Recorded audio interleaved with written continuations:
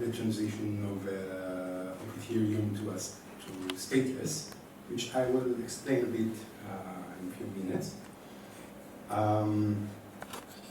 What I want to talk about today is a mini research project I did exploring post-quantum Verkle. So maybe the more general context is that Ethereum is having a lot of efforts to become post-quantum secure. It's true that it's not at the moment, but I think there are all the indications are that it will become in the next few years. And one of the things needed to be done for post-quantum security and statelessness is a different kind of tree structure. Let me simply show you this is the graph of the size of the what is called the Merkle Patricia tree of Ethereum. And if you now want to verify that a certain block is valid, in principle you need to compute from Genesis. So you need to hold all this data, which is at the moment approximately 300 gigabytes, and track all the transactions that happens from Genesis, and essentially recompute the entire chain, and then you can be sure that the current block, the current transaction, the current holdings of balances in all accounts are exactly as claimed. But as the state grows, this becomes harder and harder, and the only ones that can do it are basically large full nodes, and that would of course damage the decentralization. So the point of stateless consensus as a team, and Ethereum in general, is to move to a future in which there could be light clients, small nodes, that don't need to hold the entire state, but still can verify that the current balance of accounts or whatever, the current block is valid. And the way they do it is via what is called proofs. So zero knowledge proofs. It doesn't have to be zero knowledge in this case, but and so let's see.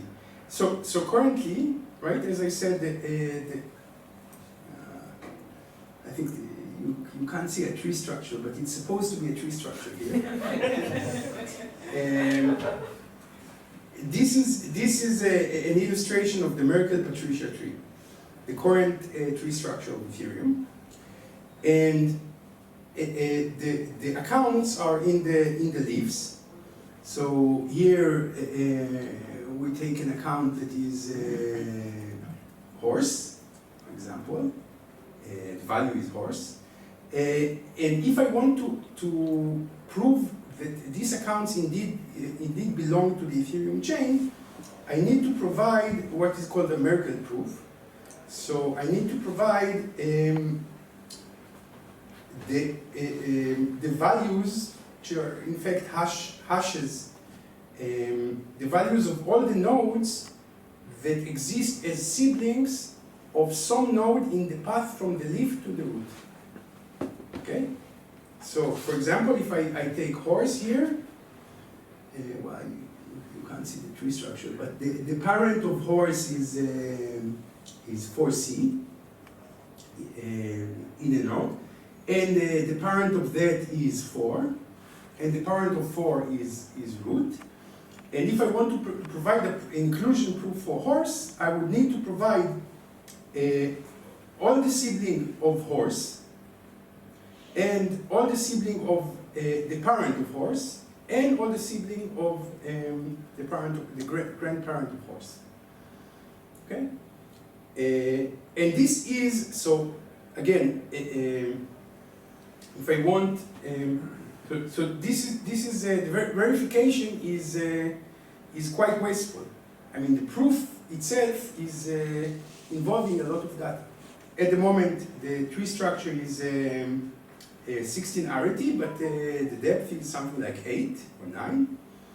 And every time I need to do inclusion proofs like this, it's the proof itself is a lot of data. And of course, because I work in a decentralized system, I need to propagate this to all the other players to verify. So this becomes too costly.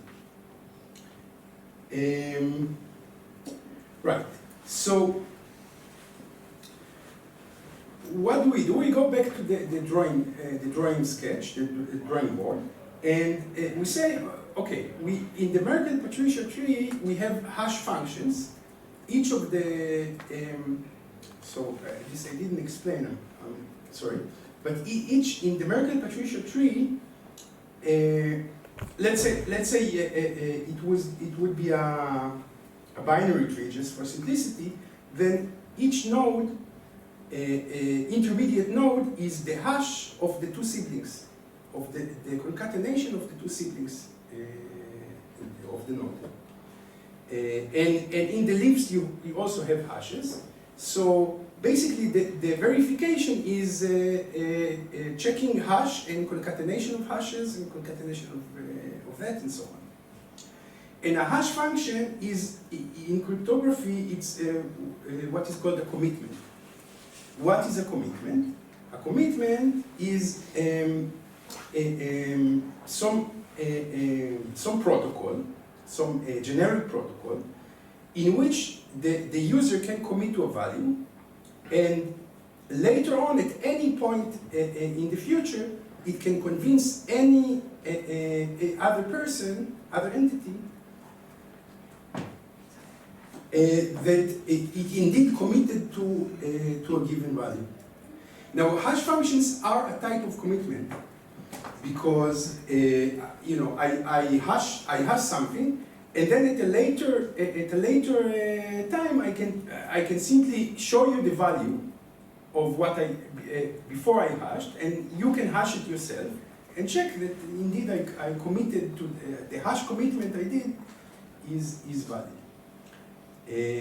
But in a general commitment, you have what is called a proof or an opening, and the proof itself, in the case of a hash function, is the value itself. So if I want to prove to you later on that I indeed hashed this value, I simply give you the value.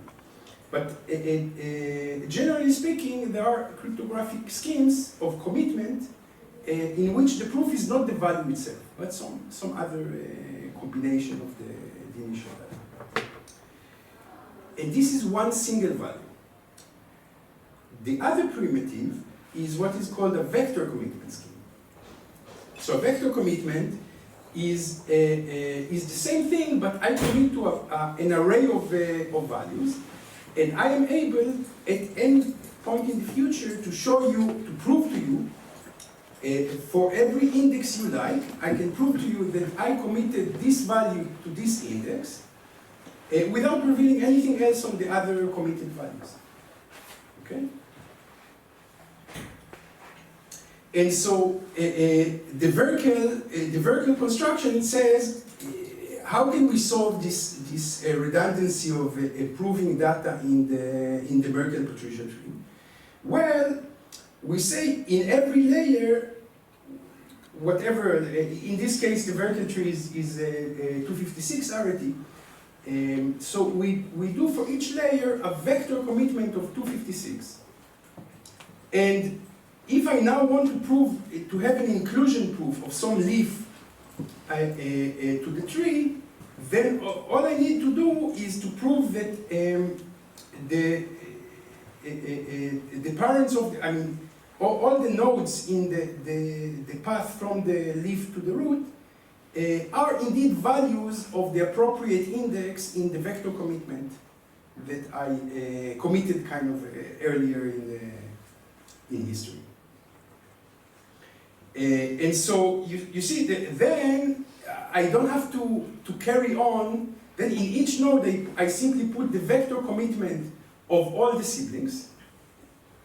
And I don't have to gather the data of all the, like in Verkle proof, to gather the data of all the siblings of the original leaf, and then the siblings of the parent of the leaf, and so on. I simply have a vector commitment in each level. Yeah. So of course, the question is, can this be made post-quantum secure? So the standard vector commitments are typically either, so at the moment, KZG, for example, is an elliptic curve based. Elliptic curve is not quantum secured. What is assumed to be breakable by full-scale quantum computers is discrete logarithms in basically any group, any abelian group. And this includes elliptic curves, elliptic curve primitives, basically. The quantum secure primitives are roughly divided into two. One category is hash-based, and the other is lattices. And so what we want is, in order to have a Verkle tree data structure that is post-quantum secure, we need a post-quantum secure vector commitment scheme. So the mini research project was to look into different kind of schemes that satisfy this criteria, but we have other criteria we want as well. So what do we want? We want that the commitment size will be small. After all, this tree stores a lot of nodes. We want that the opening time or the proving time is relatively good. And we cannot have, so we must have what is called a transparent setup, as opposed to a private setup. Because everybody has to trust Ethereum. And so if I'm going, I cannot let somebody at the EF do some private setup of this vector commitment. And on the other hand, if the setup needs to involve multi-party computation, this also becomes infeasible, essentially because I would need to get a collaboration from many people that need to be online at the same time and so on. I would like to have aggregatability of proofs, and I would also, the last condition that I really must have is what is called stateless updatability, meaning that whenever I change one entry in the commitment scheme, in the committed vector, I can change the commitment without opening and recomputing the entire commitment again. This would cost a lot of compute time. So this needs to be kind of locally updatable. Okay, so what's the verdict? We looked into these schemes that satisfy these criteria, and the main ones are called the Greyhound and Castro-Picard. For the proof size, it's okay, and in fact, it's up to 30 times smaller than Verkle proofs, if you don't consider aggregation. Proving time is often also short. Aggregatability is available, but the main bottleneck is the size of the commitment. Remember that in the Verkle construction, we put in each node the vector commitment of the siblings. And at the moment in the Verkle tree, we have in each node a hash. A hash is 32 bytes. It turns out that post-quantum vector commitments, all of them, the size of the commitment is no smaller than a few thousand bytes. So this is a huge blow up to the state that becomes that makes the whole Verkle construction or post-quantum Verkle construction infeasible. So yeah, I guess that's a crux.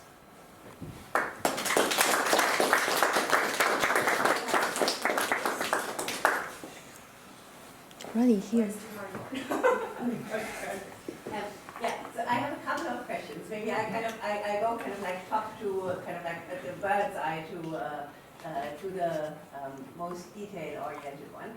So I've always wondered, how do you determine which algorithms are quantum secure and which ones aren't? Can you prove that something is quantum secure, or is it just that there's no known quantum algorithm that kind of is much faster at decoding it?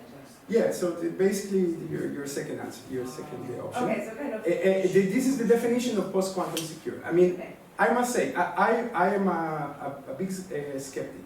Okay, so it's optimistically. In terms of like, I don't think that, I mean, I think that potentially quantum computers might not exist any time. Okay?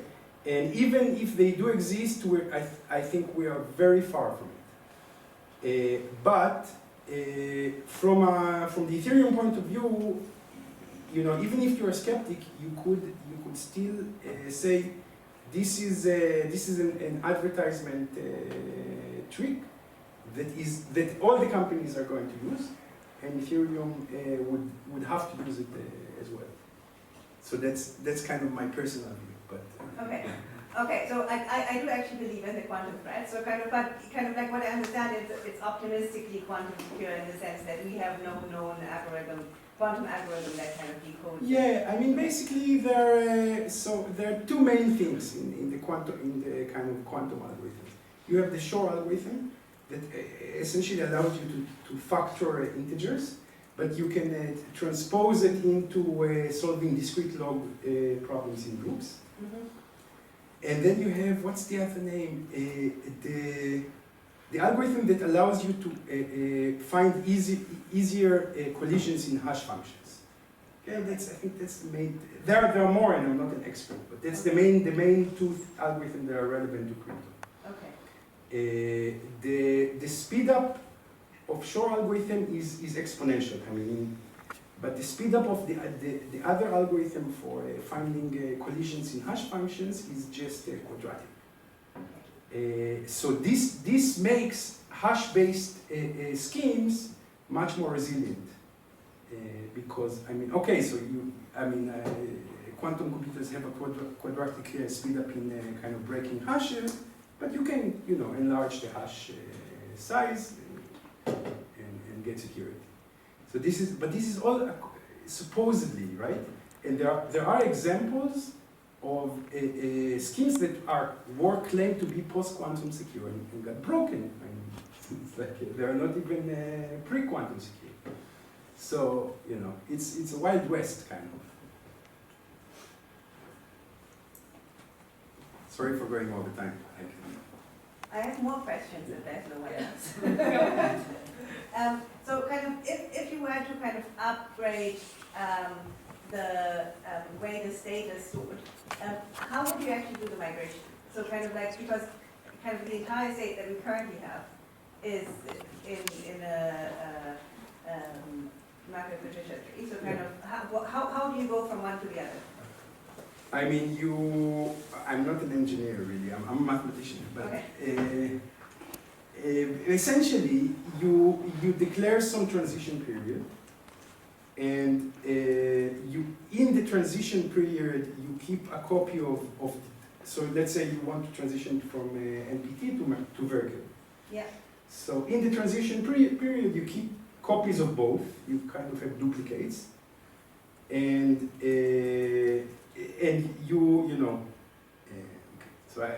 you slowly, kind of slowly cache out the once the whole data from the old tree is transitioned to the new tree, then of course you can just keep the new tree state that you're done, and then But basically, at some block, kind of, you have to say, this is the block height, and this is kind of like where we actually do the move, and we kind of calculate, so probably... Yeah, but you keep the old tree until the whole data including the new data, right? Yeah.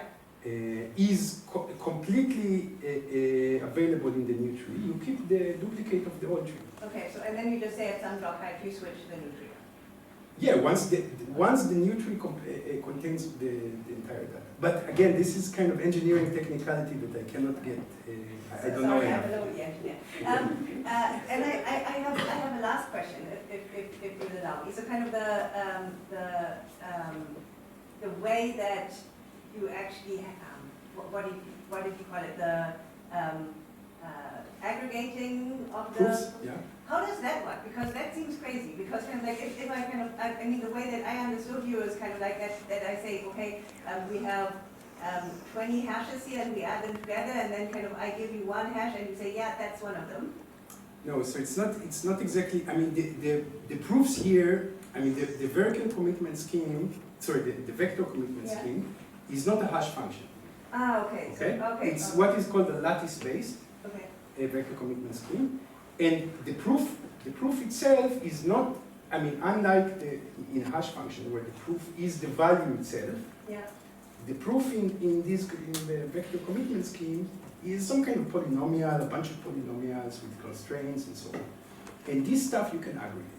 Okay, good. Then I understand, because kind of for the hash function, Yeah. I didn't understand how you. Yeah. Okay, good. Great. Else? Yeah, I have a question. You mentioned that the new algorithms, they take more, the hashes take more space, like 100, 1,000 bytes compared to 30. Yes, I have. But if you need, if they are 30 times faster or need less storage, then it might be an equilibrium, not? Or Sure. I mean, you know, let's say you have a 256 hash function. Then the security by the so-called birthday paradox is 128.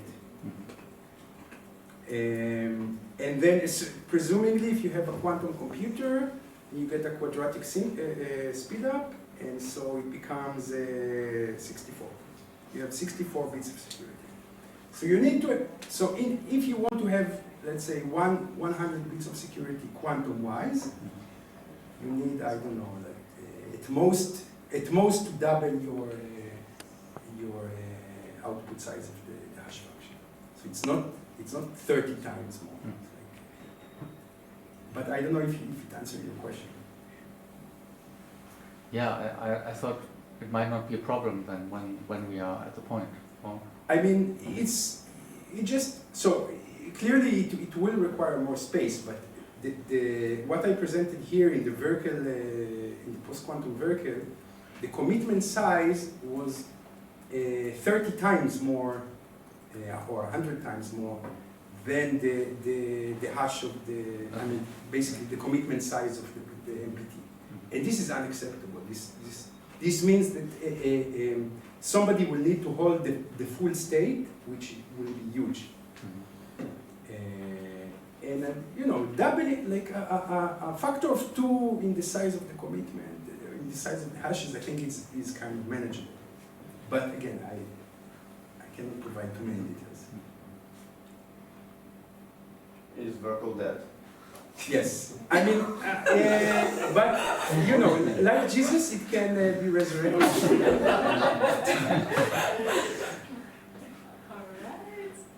Actually, I was asked the same question. Matan told me the same. Alright. Thank you, Matan. And